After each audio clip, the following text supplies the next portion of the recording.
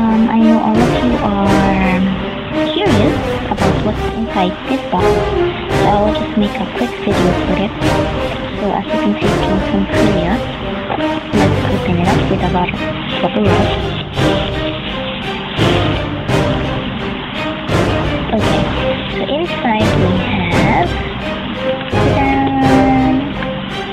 okay, so this one is TAOHUN and Se-hoon's 3D printing figurine. Okay, so this one is TAOHUN and this one is Se-hoon.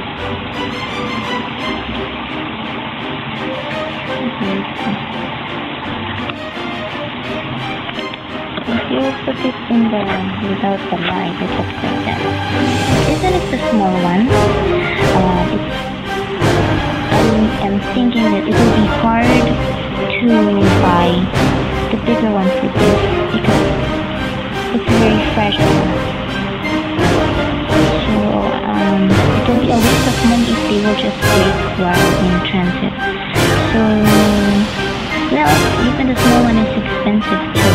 So we have and then 7 here.